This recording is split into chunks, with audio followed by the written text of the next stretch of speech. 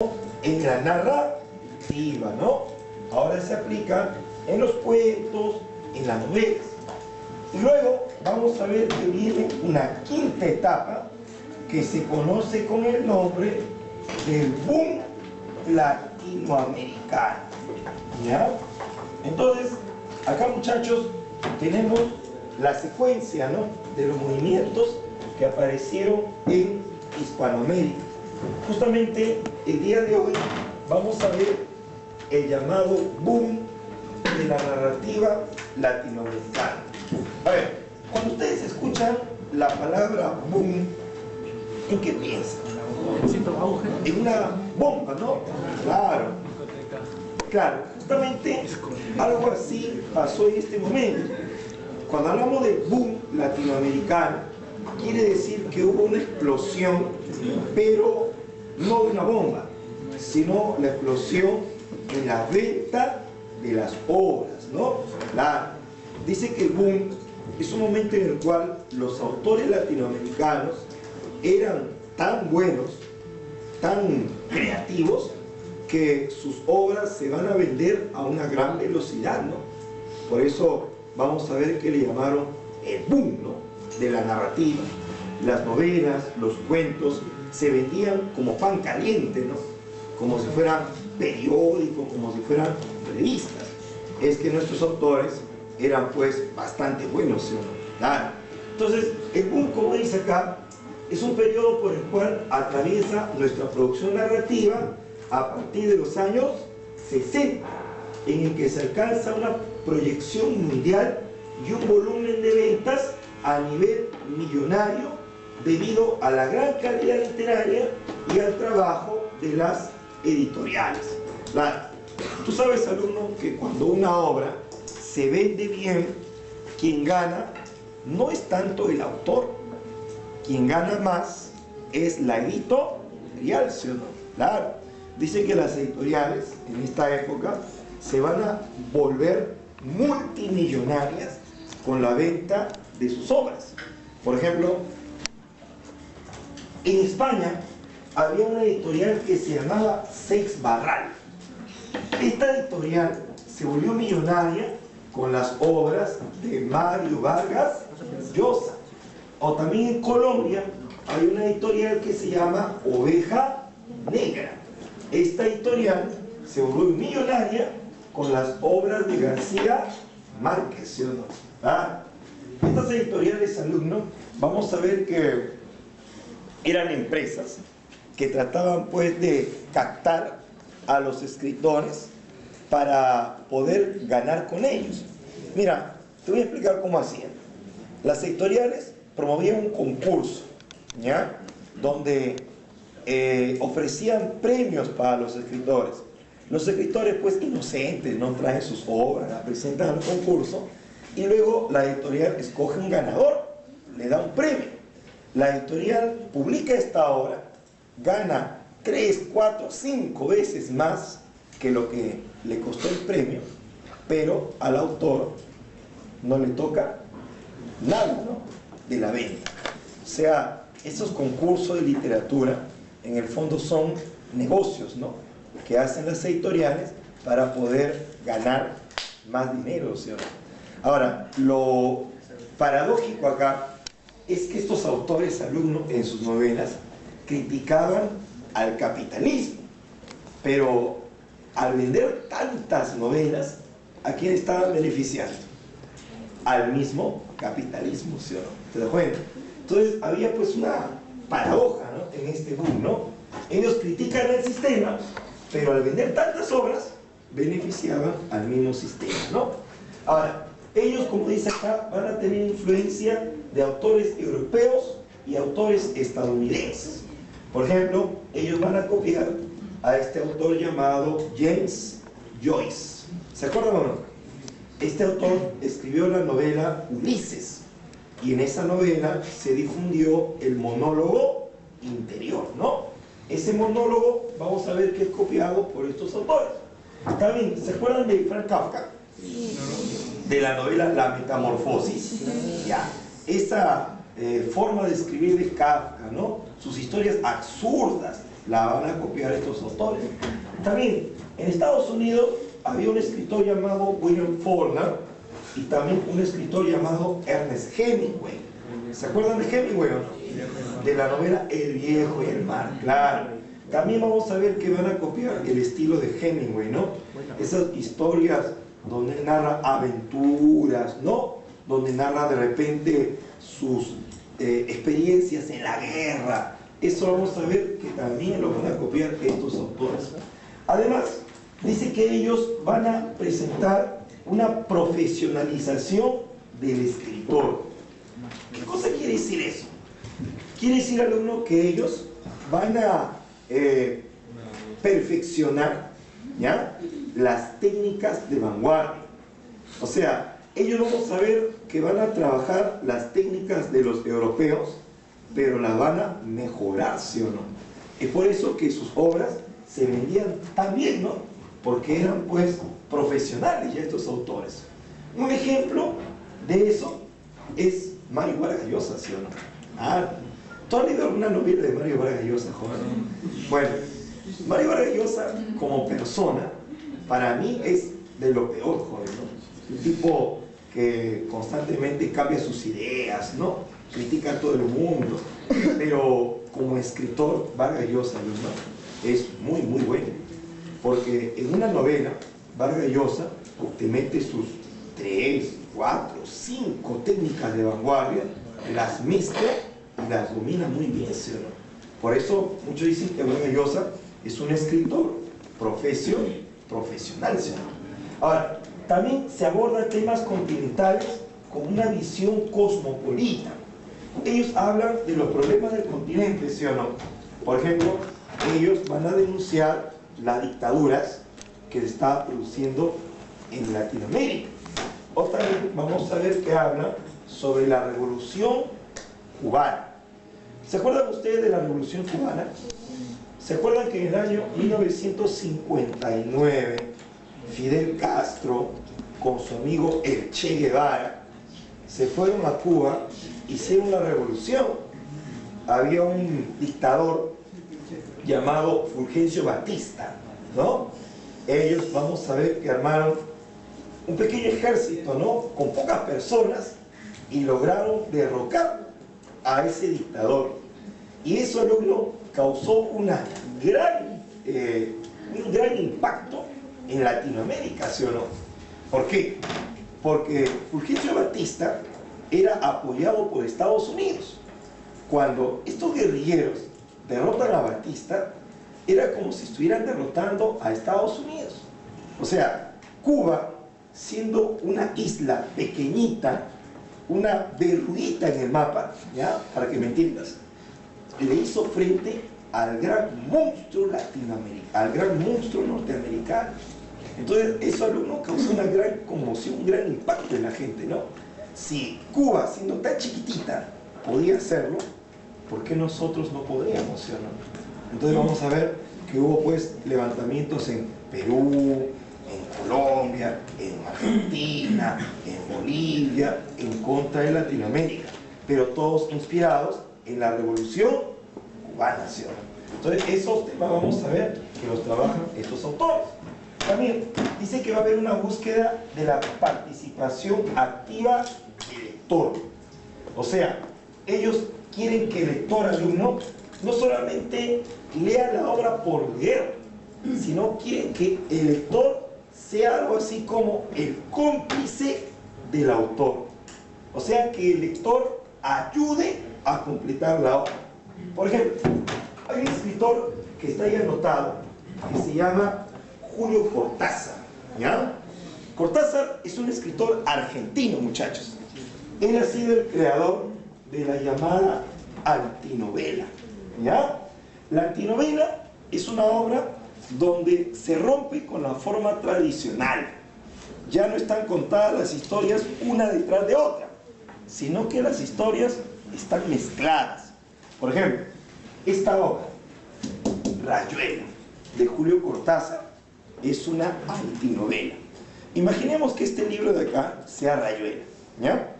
Tú abres la primera hoja y en la primera hoja hay un tablero de dirección. En ese tablero hay varios números mezclados que son las páginas de la obra. El tablero dice que la obra se puede leer de dos formas. Se puede leer de adelante hacia atrás o de atrás hacia adelante, ¿no? Tú comienzas a leer Rayuela y dice, ¿no? La primera hoja, en la parte de abajo, pase a la página 15. Bueno, tú te vas a la página 15, ahí continúa la historia. Y dice abajo, pase a la página 53. Te vas hasta la página 53 y continúa. Váyase a la página 104, te vas hasta la 104. Regrese a la página 2, regresas a la página 2. Eso se llama la antinovela. O sea, ya no es una obra con las historias secuenciales, ¿sí o no? Sino ahora la novela da saltos, ¿sí o no? Entonces, vamos a ver que con eso Cortázar quería crear dos tipos de lectores. Cortázar decía, con la antinovela se puede crear un lector macho y un lector hembra. ¿Quién es el lector macho? El lector que penetra en la obra, el que vive la historia. ¿Y quién es el lector hembra? El que solamente lee por leer. Claro, dice que hubieron grupos feministas que le hicieron la bronca a Cortázar, ¿no? ¿Por qué el macho tiene que ser lo bueno? ¿Por qué la hembra tiene que ser lo malo? Entonces Cortázar lo cambió, para que no proteste. El lector macho es el lector activo y el lector hembra, el lector pasivo, ¿sí o no? Entonces eso vamos a ver que se utiliza acá. Está bien, dice que ellos van a configurar la novela total. La novela total es cuando la obra se va a contar desde varios puntos de vista. O sea, nos habla de varios aspectos de la realidad, ¿no? Nos habla de política, nos habla de religión, habla de amor, habla también de sexo, habla de erotismo, ¿no? Ahora en la novela se quiere contar de todo un poco. También vamos a ver que en la obra hay un desorden cronológico. ¿Por qué? Porque ellos vamos a ver alumnos que juegan con el tiempo, ¿no? Las historias se mandan al futuro, regresan al presente, se van al pasado, vuelven a regresar, se mezcla el tiempo dentro de la obra. Dicen que ahora, en la nueva novela, siempre se comienza con la parte más impactante, ¿no? Ustedes lean una novela actual y van a ver que comienza con un asesinato, comienza con un suicidio, comienza con una violación, ¿no? Con la parte más impactante. Es igual que las películas de ahora también, ¿no? Las películas de ahora también comienzan con la parte más impactante. Por ejemplo, ¿han visto Los Vengadores? ¿No? ¿Los Vengadores 2? ¿No han visto? Ya, tienes que ver. ¿Cómo comienzan Los Vengadores? Comienza cuando aparece, ¿no? El increíble Hulk, Thor, la Viuda Negra, ¿no? Iron Man, todos juntos peleando contra una mafia, ¿no? Contra un grupo, ¿no? De delincuentes en la montaña. Y eso, alumnos, ¿para qué se hace? Eso se hace para enganchar al espectador. La gente pues se queda pensando, loco, ¿por qué están peleando?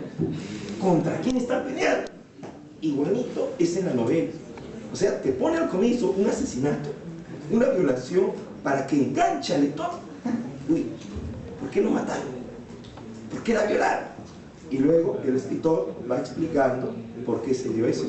Ahora, ahí vamos a ver que se desordena el tiempo. Ahora, también, muchachos, dice que acá hay una técnica que van a utilizar, el realismo mágico, también conocido como real maravilloso. Profe, ¿qué cosa es el realismo mágico?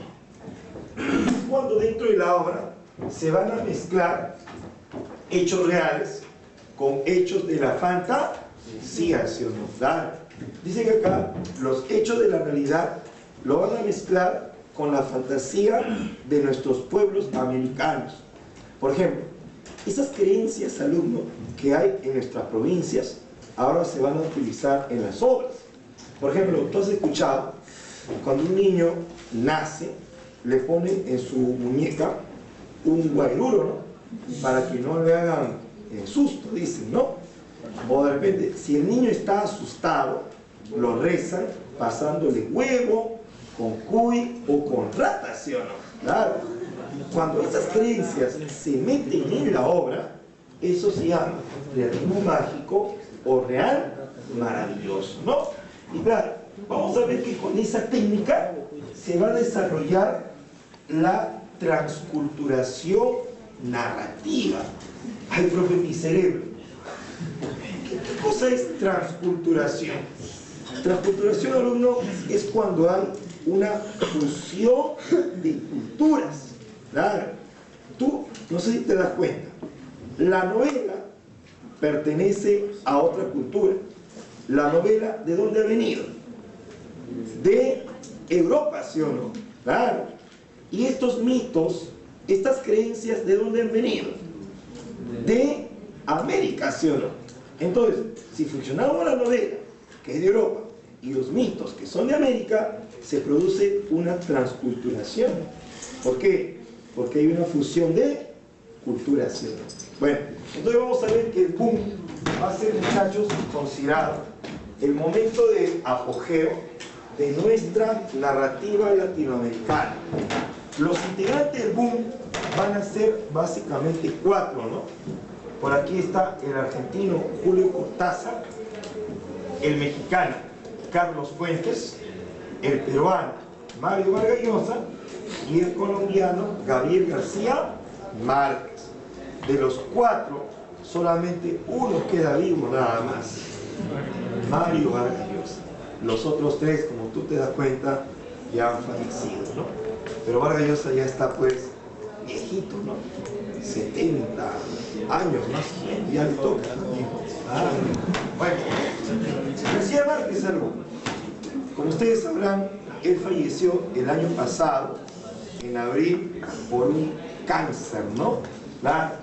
Este autor, vamos a ver, alumno, que fue reconocido en muchas oportunidades, porque dentro de sus novelas, él nos cuenta, pues, las creencias, ¿no?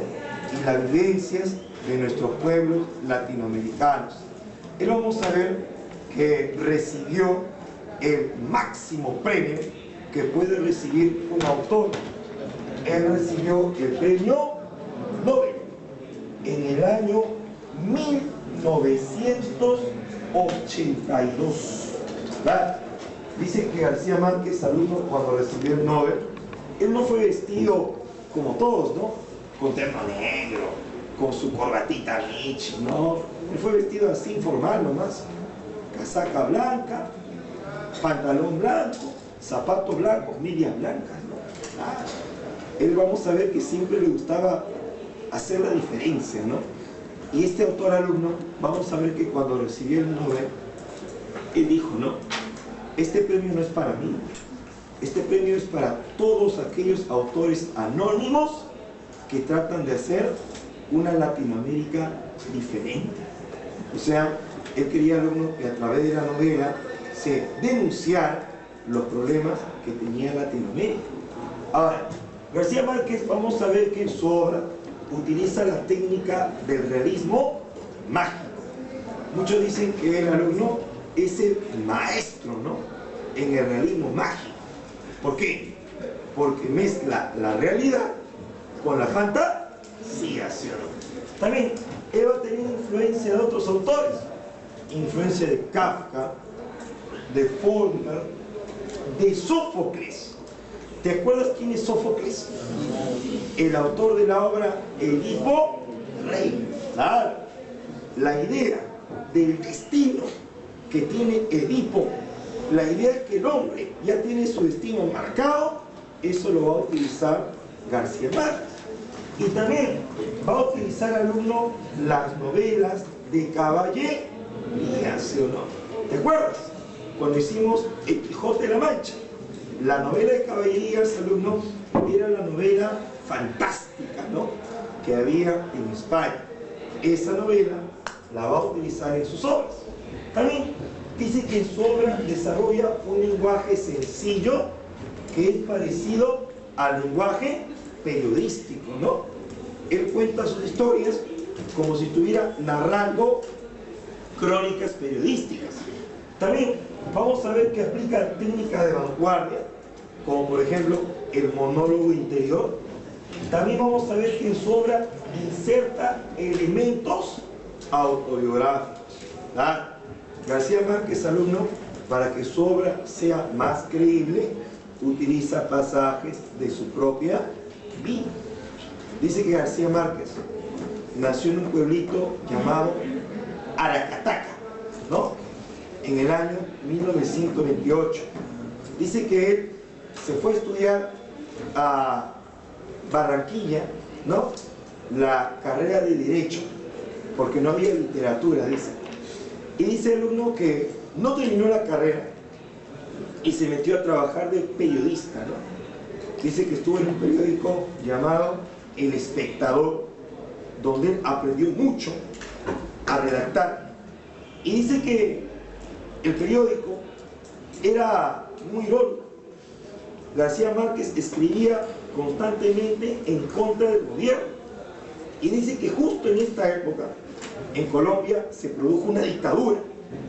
Y dice que García Márquez, el periódico lo mandó a Francia para que no lo vayan a asesinar. Y dice que cuando García Márquez estuvo en Francia, alumno, el periódico fue clausurado. A García Márquez le mandaron su pasaje para que él se regresara a Colombia. Pero García Márquez no se regresó. García Márquez vendió el pasaje y se quedó a vivir en Francia. Y dice que él no conocía a nadie y no sabía hablar francés tampoco.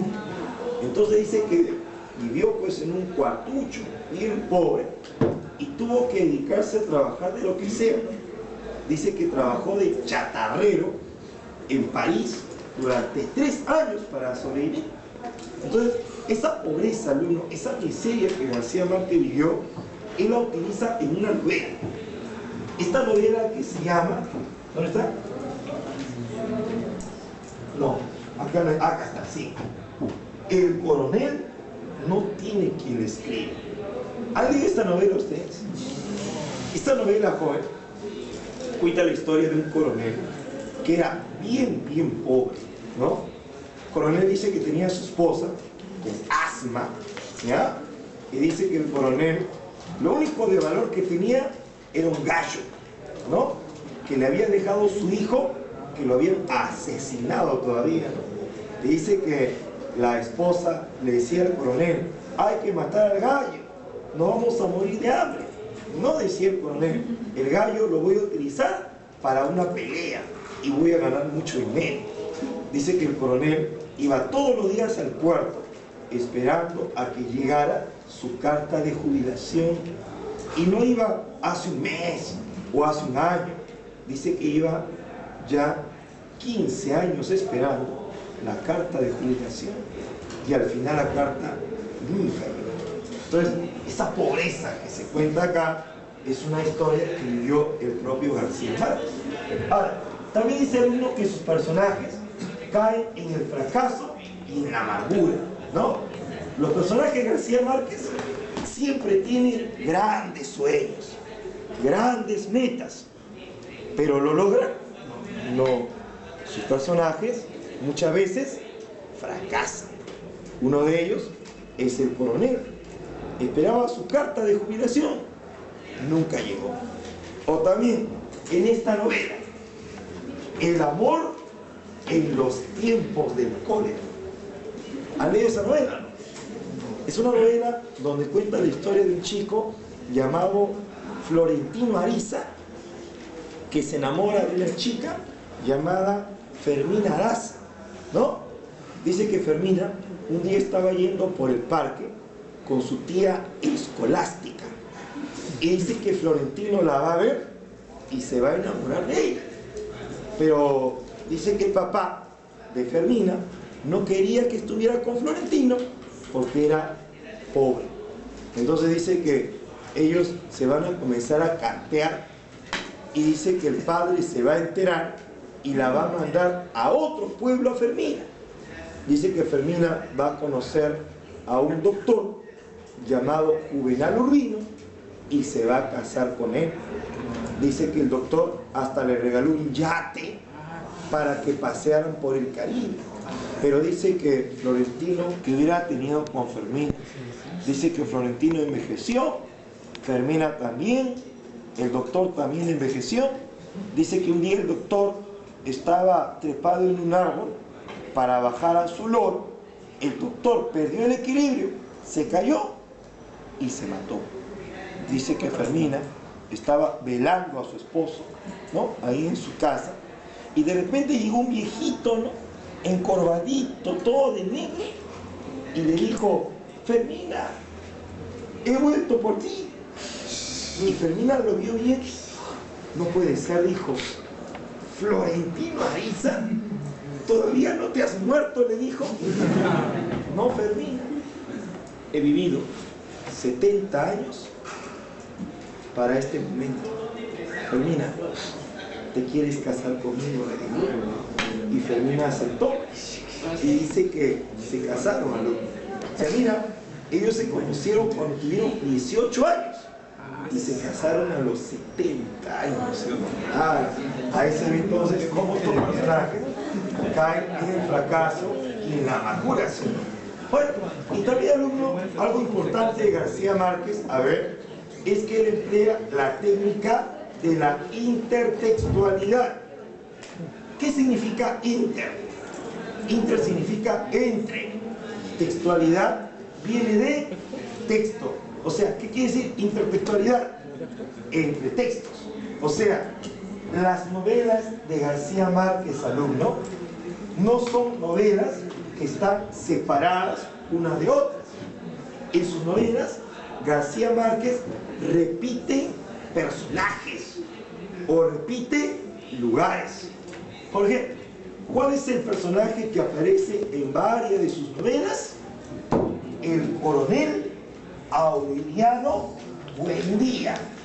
Ese es el personaje que aparece. O también, ¿cuál es el pueblo que repite en varias novelas? El pueblo de Macondo, ¿sí o no? Entonces, vamos a ver que entre sus obras se repiten lugares y personajes. Por eso se dice, alumno, que las novelas de García Márquez no son historias separadas, sino que en conjunto tratan de formar una sola historia, ¿sí o no? Justamente aquí está, alumno, la novela 100 años de soledad. Esta novela, vamos a ver que también habla del pueblo de Macondo y también del coronel Aureliano Buendía, ¿no? Esta novela, como dice acá, es una novela total porque trata de contar de todo un poco. En este pueblo, alumno, Macondo, pasa de todo, ¿ya? Y vamos a ver que la novela utiliza el llamado tiempo cíclico. ¿Qué quiere decir? Que la novela da saltos en el tiempo. Se va al presente, se va al pasado y regresa, ¿no? Justamente, alumno, como el tiempo es cíclico, o sea, en forma circular, muchos nombres en la obra se repiten. Se repite el nombre José Arcadio y se repite el nombre Aureliano. Eso sucede porque el tiempo es circular. Y también vamos a ver que en la obra se producen hechos exagerados, que se le conoce como hiperbolismo, ¿sí? Bueno, ¿cómo comienza la obra? La obra comienza cuando García Márquez dice: y muchos años después, el coronel Aureliano Buendía había de recordar esa tarde remota cuando su padre lo llevó a conocer el hielo. Así comienza la obra, ¿no? Dice que el coronel Aureliano, alumno, estaba delante de un pelotón de fusilamiento. Lo iban a fusilar al coronel. Y en ese momento le recuerda cuando su padre lo llevó a conocer el hielo. Dice así, ¿no? Y muchos años después, el coronel Aureliano Buendía, frente al pelotón de fusilamiento, había de recordar aquella tarde remota en que su padre lo llevó a conocer el hielo. O sea, cuando dice y muchos años después, ¿se va al pasado o al futuro? Y muchos años después, al futuro, el coronel había de recordar. ¿A dónde se va? había de recordar al pasado. O sea, ahí profecía el tiempo cíclico, ¿sí o no? La tarde en que su padre lo llevó a conocer el hielo. O sea, mira, el hombre alumno va a ser fusilado, lo van a matar, y él recuerda esta tontería cuando su papá lo llevó a conocer el hielo. O sea, mira la ironía de García Márquez. Es un autor bien burlón, ¿no? Ahora, dice que había una pareja de esposos. Uno se llamaba José Arcadio Buendía y su esposa se llamaba Úrsula Iguarán. Dice que ambos eran esposos que vivían en un pueblito llamado Riohacha. Dice que el matrimonio de ellos, alumno, ya se había planificado desde antes de su nacimiento. ¿Por qué? Porque dice que ellos, alumnos, eran parientes, eran primos, hermanos, ¿no? Y había una creencia en el pueblo que decía que aquellos que se casaban entre parientes iban a tener hijos con cola de cerdo. Por eso dice que la mamá de Úrsula, cuando ella se casó, le metió un montón de ideas para no concretar el matrimonio. Dice que la mamá le regaló un pantalón de castidad hecho con lona y con yute, con 7 correajes y con 5 candados, dice, ¿no? Para que el marido no la tocara cuando estuviera dormida. Entonces dice que en el pueblo, alumno, se levantó un rumor. El rumor era que Úrsula Iguarán estaba virgen un año después de casada porque su marido era impotente. Entonces, el último en conocer el rumor fue el marido. Como siempre, ¿no? El marido, el último en enterarse. Dice que él se entera un día cuando le ganó una pelea de gallos a su amigo Prudencio Aguilar. Dice que el gallo de José Arcadio le ganó al gallo de Prudencio. Prudencio agarró su gallito, todo malherido, se paró en el medio de la gallera para que todos lo puedan escuchar. Muy bien, te felicito, José Arcadio. A ver si por fin ese gallo le hace el favor a tu mujer. Y José Arcadio, muy tranquilo, le dijo: anda a tu casa y ármate, porque te voy a matar. Y José Arcadio regresó corriendo a su casa. Dice que sacó la lanza cebada de su abuelo, la lanza con la que el primer José Arcadio Buendía había exterminado a todos los tigres de la región. Cuando regresó a la gallera, se había reunido la mitad del pueblo. Dice que ahí lo hospedaba Prudencio Aguilar. José Arcadio Buendía no le dio tiempo para defenderse. Con la fuerza de un toro, agarró la lanza y se la aventó a Prudencio Aguilar y se la clavó en la garganta y lo mató. Luego dice que sacó la lanza y regresó a su casa y llegó justo en el momento en que Úrsula se estaba poniendo el pantalón de castidad, y dice que José Arcadio la amenazó: quítate eso, le dijo, si ha de parir iguanas, criaremos iguanas, pero no habrá más muertos en este pueblo por tu culpa. Y dice que Úrsula no puso en duda la amenaza de su esposo. Dice que José Arcadio clavó la lanza en el piso de tierra, y era una noche tranquila de julio, ¿no? Corría el viento. Dice que ellos estaban en la cama reposando hasta el amanecer, cuando al costado estaban velando al muerto. Dice que ahora, a partir de ahí, muchachos, comenzaron a suceder hechos muy raros. Dice que comenzó a aparecer el fantasma de Prudencio Aguilar. Dice que la primera que lo vio fue Úrsula, ¿no? El fantasma estaba en el baño tratándose de lavar el tremendo huecazo que tenía en la garganta. Y cuando Úrsula le contó a su esposo, José Arcadio no le creyó. Eso es mentira, dijo. Los muertos no le digo. Lo que pasa es que no podemos con el peso de la conciencia. Pero dice que el fantasma volvió a aparecer en la cocina, en la sala, en el jardín. Y José Arcadio lo vio y le dijo: vete al carajo. Cuantas veces regreses, te volveré a matar, le dijo. Y el fantasma siguió apareciendo. Entonces José Arcadio se dio cuenta que lo que quería este fantasma era que ellos se vayan de Riohacha. Dice que José Arcadio tomó a su esposa, sus animales, sus parientes y se fueron de Riohacha. Estuvieron vagando durante 2 años por la selva. Encontraron un lugar con buen clima y ahí dice que fundaron Macondo. Dice que cuando fundaron Macondo, Úrsula quedó embarazada y tuvo su primer hijo, llamado José Arcadio.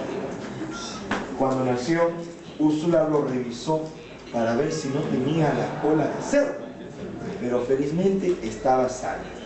Luego vamos a ver que nació otro niño, Aureliano, el que será más adelante el coronel Aureliano Buendía.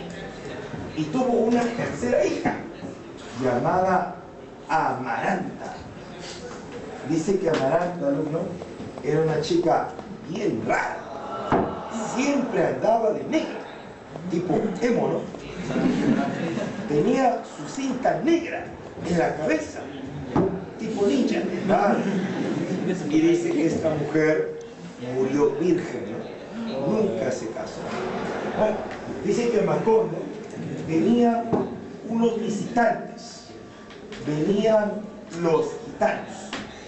Dice que los gitanos venían dirigidos por un viejo barbón llamado Melquiades, ¿sí?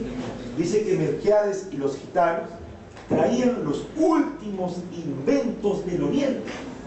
Dice que primero trajeron el imán, luego trajeron el catalejo, que era como un telescopio, y luego trajeron el hielo. ¿Verdad? Dice que José Arcadio estaba impresionado por estos inventos, ¿no? Dice que un día, alumno, vendió la tercera parte de su ganado para poder comprar el imán. José Arcadio pensaba que con el imán podía encontrar oro en la selva. Y dice que llegó corriendo a su casa, ¿no? Y le dijo a Úrsula: mujer, mira, mira lo que he comprado, le dice. Oye, pedazo de animal, ¿para qué has comprado eso? Ah, mujer, con esto vamos a volvernos ricos, con esto voy a encontrar oro en la región. Y dice que José Arcadio pasó como 3 meses buscando oro, pero no encontró nada. Bueno, dice que también, alumno, José Arcadio tenía su laboratorio en su casa. Y dice que un día salió corriendo de su laboratorio. ¡Eureka! ¡Por fin lo encontré! ¡Mujer, por fin lo he encontrado!, le dice. ¡Ay, no! ¿Qué has encontrado? Mujer, he hecho un gran descubrimiento. He descubierto que la tierra es redonda, le dice. Pero pedazo de bestia, le dice. Eso todo el mundo ya lo sabe. ¿Ah, sí? Pero yo recién me entero, le dice. Entonces dice que Melquiades, por haber hecho ese descubrimiento con herramientas rústicas, dice que le regaló a José Arcadio un laboratorio de alquimia, ¿no? Entonces dice que Melquiades un día ya no regresó con los gitanos. Dice que Melquiades había muerto en Persia por una peste, dice, ¿no? Ahora, un día Úrsula Iguarán entró al cuarto de su hijo José Arcadio y encontró que su hijo alumno tenía un miembro viril desproporcionado. Dice que Úrsula se asustó. Caramba, tan grande lo tiene. Entonces dice que Úrsula mandó llamar a una adivina llamada Pilar Ternera.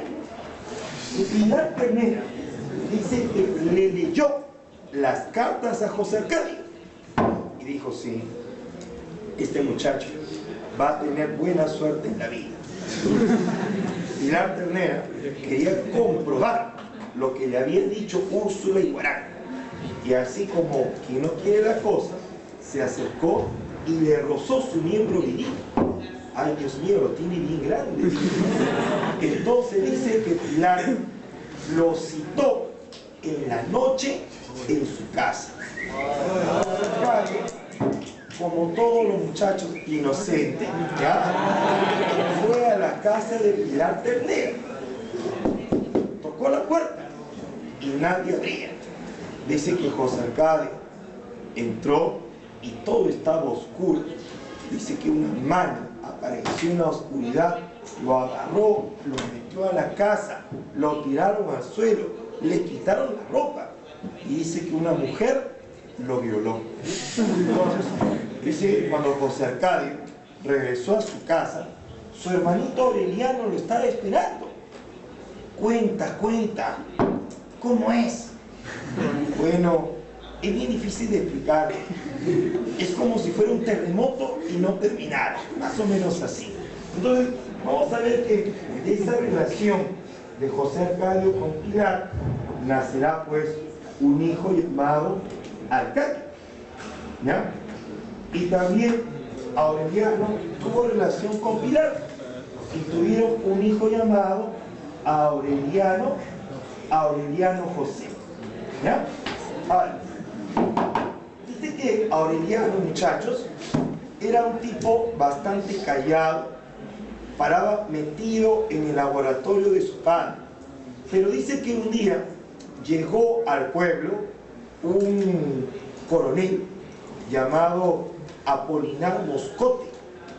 El coronel Apolinar dice que tenía a su hija que se llamaba Remedios Moscote. Dice que Aureliano se enamoró de esta chica y fue con su papá para pedir la mano de ella. Y dice que sí, ¿no? Se casó con Remedios Moscote. Y dice que Remedios Moscote salió embarazada. Pero cuando nació su hijo se le cruzó en el vientre y Remedios Moscote murió. Profe, ¿y cuántos años tenía esa chica? Esa chica tenía 7 años de edad nada más, ¿no? Dice que murió, ¿no? Con una criatura cruzada en el vientre. Ahora, dice que Aureliano se metió en una gran soledad a partir de eso, ¿no? Dice que el coronel Apolinar Moscote, su suegro, dice que era del partido conservador y dice que había otro partido que se llamaba liberal y dice que estos dos partidos estaban en guerra. Entonces, por culpa del coronel, vamos a ver que vinieron los liberales, hicieron la guerra. Dice que Aureliano, alumno, salió a defender a su suegro. Dice que él realizó 32 revoluciones y las 32 las perdió. Dice que en las revoluciones las mamás llevaban a sus hijas para que estuvieran con el coronel Aureliano. Dice que él estuvo con 17 mujeres diferentes y con cada una tuvo a los 17 aurelianos, pero dice que todos fueron asesinados la misma noche, ¿no? El coronel Aureliano, alumno, vamos a ver entonces que seguía pues en su soledad, ¿no? Era un tipo callado que se metía al laboratorio de su padre y fabricaba pescaditos, dice, ¿no? De plata, ¿no? Ahora, un día dice que llegó al pueblo una chica llamada Rebeca Montiel. Dice que Rebeca Montiel era una pariente lejana de José Arcadio Buendía. Dice que Rebeca no hablaba, tampoco comía. Y una carta, ¿no? Que decía, por favor, háganse cargo de esta chica. Dice que Rebeca Montiel, alumno, no hablaba nada, le servían la comida y no comía. Y un día la empleada de la casa dice que se dio cuenta que Rebeca Montiel comía la tierra del suelo o agarraba la cal de las paredes y se las comía. Entonces la empleada se dio cuenta que eso era síntoma de una enfermedad, de la enfermedad del insomnio, ¿no? Dice que Úrsula Iguarán tenía en su casa una fábrica de caramelos. Rebeca Montiel le ayudaba en la fábrica y dice que por medio de los caramelos Rebeca Montiel va a contagiar a todo el pueblo de Macondo. O sea, va a amanecer una mañana y todo el pueblo de Macondo sufría de la enfermedad del insomnio. Dice que la gente no podía dormir, trabajaban, se esforzaban para cansarse y no dormían. Entonces dice que esa enfermedad del insomnio trajo otra enfermedad, la peste del olvido. Dice que la gente comenzó a olvidarse el nombre de las cosas. Entonces a José Arcadio Buendía se le ocurrió una idea. Agarró un hisopo, un poco de tinta y comenzó a ponerle su nombre a las cosas. Esto se llama silla, esto es mesa, esto es esposa. Pero dice que llegó un momento en el que se olvidaban para qué servían las cosas. Entonces le ponía su nombre y también para qué servían. Esto se llama vaca. De la vaca se saca la leche. La leche se mezcla con el café y se hace café con leche. Pero dice que llegó un momento donde se olvidaron el significado de las palabras. Entonces dice que amaneció una mañana y Macondo parecía un pueblo zombie. La gente caminaba sin saber quién era, de aquí para allá. Entonces dice que a la casa de José Arcadio tocaron la puerta. Dice que José Arcadio abrió, pasa. Y dice que apareció un hombre y le dijo: José Arcadio, amigo mío, he regresado. Ah, dijo José Arcadio, disculpe señor, pero no sé quién es usted, le dijo. No me acuerdo ni siquiera cómo me llamo yo.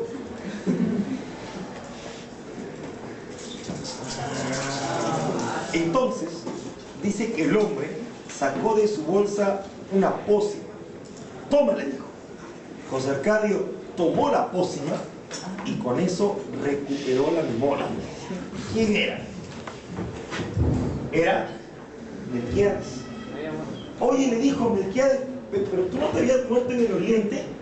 Sí, le dice. Lo que pasa es que me fui al infierno y estaba muy aburrido y me regresé. Entonces dice que Melquiades fue el que curó la peste del olvido. Dice que ahora, chicos, este Arcadio, ¿ya?, se va a casar con una mujer llamada Santa Sofía de la Piedad. Con Santa Sofía, Arcadio va a tener 3 hijos. Una chica llamada Remedios, el recuerdo de Remedios Moscote. Dice que esta Remedios era una chica tan hermosa que le llamaron Remedios la Bella, ¿no? Era una mujer hermosísima, ¿no? Cabello rubio largo, ojos azules, piel rosada y mirada matadora, ¿verdad? Dice que Remedios alumno tenía un problema. A ella no le gustaba la ropa, o sea, andaba desnuda por su casa y por la calle, ¿sí? Dice que muchos hombres la perseguían, la acosaban, se suicidaban, pero ella no se daba cuenta. Era una chica bien inocente. Un día dice que estaba tendiendo su ropa en la casa y dice que la envolvió una nube de tierra y comenzó a elevarse en cuerpo y alma y desapareció en el cielo. Ahora, pues ahí vamos a ver que tuvo 2 hijos. Por acá, José Arcadio. Para no confundir con este de acá, le llamaron José Arcadio II. Y también otro hijo, Aureliano. Para no confundir con el coronel, le llamaron Aureliano II. Dice que ambos eran hermanos gemelos, eran igualitos, pero eran unos tremendos traviesos. Dice que una oportunidad hicieron una travesura y su madre vino para pegarles. ¿Quién ha sido? Ha sido José Arcadio, mamá. ¿Y quién es José Arcadio? Él, no, él, mamá. Otra travesura. ¿Quién ha sido? Ha sido Aureliano, mamá. ¿Y quién es Aureliano? Él, no, él, mamá. Como eran igualitos, no los podía diferenciar. Pero dice el alumno que al hacer tanto esa bromita, llegó un día en el cual ni ellos mismos se pudieron diferenciar. Dice que Aureliano II se casó con una chica llamada Fernanda del Carpio. Fernanda del Carpio dice que era una mujer muy religiosa. Dice que a la familia alumno le hacía rezar el rosario completito antes de comer, dice, ¿no? Dice que con Fernanda tuvo 3 hijos. ¿Cómo se llamó el primero? José Arcadio. Tercero. Se repiten los nombres. Luego tuvieron una hija llamada Renata Remedios, que era más conocida como Meme. Y luego una tercera hija llamada Amaranta Úrsula. Claro, le pusieron Amaranta Úrsula en recuerdo de quién, de Úrsula Iguarán. Joven, Úrsula Iguarán es el personaje que vivió más tiempo en la obra. Úrsula Iguarán vivió casi 104 años en la obra, ¿ya? Ahí se ven los hechos exagerados. En cambio, su esposo José Arcadio dice que él murió estando loco. Dice que José Arcadio un día salió de su laboratorio gritando en latín. De la nada, dice que comenzó a hablar en latín y comenzó a romper las cosas. Dice que a José Arcadio lo amarraron en una palmera ahí en el jardín y hablaba solo, dice, ¿no? En latín. Y un día dice que José Arcadio, alumno, murió. Y cuando murió, se produjo una lluvia de flores amarillas del cielo, ¿no? Otro hecho exagerado. Bueno, dice que buscando por ahí, Renata Remedios encontró un chico que se llamaba Mauricio Babilonia. Con Mauricio Babilonia dice que tuvieron un hijo. ¿Cómo se llamó este hijo? Aureliano. Aureliano Babilonia. Sí, dice que Aureliano era un chico que le gustaba mucho la literatura. Algunos dicen que Aureliano Babilonia es García Márquez dentro de la obra. Dice que Aureliano había encontrado unos pergaminos que Melquiades le había regalado a José Arcadio Buendía. Dice que estos pergaminos estaban escritos en una clave secreta que nadie lo podía descifrar. Dice que él pasaba revisando estos pergaminos para tratar de descifrar. Pero dice que Aureliano Babilonia se enamoró de Amaranta Úrsula. ¿Qué cosa era Amaranta de él? Su tía. ¿Te das cuenta, alumno, cómo en la obra se dan varios incestos? Hay varios parientes, ¿no? Que tienen relaciones. Por ejemplo, José Arcadio y Úrsula eran primos, ¿o no? Amaranta y Aureliano eran tía y sobrina. Dice que Amaranta estaba casada. Su esposo, Gastón, estaba de viaje, dice, ¿no? Pero dice que ya su esposo la había olvidado ya. Y dice que Amaranta se encerraba con Aureliano. Dice que ella era una mujer muy loca. Dice que se metían a la casa de ella, cerraban las puertas, las ventanas y andaban completamente desnudos para no perder tiempo. Dice que se embarraban con miel de durazno todo el cuerpo y se lamían como perros hasta el amanecer. La más loca era Amaranta. Dice que agarraba el miembro viril de Aureliano y le hacía gorritos con papel plateado, le dibujaba bigotes con carboncillo y los cacheteaba. Pero al hacer tanto esto, alumno, vamos a ver que tuvieron su castigo. Dice que ella quedó embarazada y nació el último Aureliano. Ese último Aureliano es el que nació con la temida cola de cerdo. ¿Sí? Dice que cuando nació el último Aureliano, Amaranta Úrsula murió. Y dice que una mañana el bebé amaneció devorado por las hormigas prehistóricas. Entonces dice que Aureliano Babilonio, en esa tristeza, alumno, logró descifrar los pergaminos de Melquiades. Dice que en los pergaminos estaba escrita la historia de la familia con 100 años de anticipación. Estaba cuando José Arcadio mató a Prudencio Aguilar, cuando Remedio la Bella subió al cielo en cuerpo y alma, cuando estos gemelos eran una tira de traviesos. Estaba también el momento en que él mismo había nacido.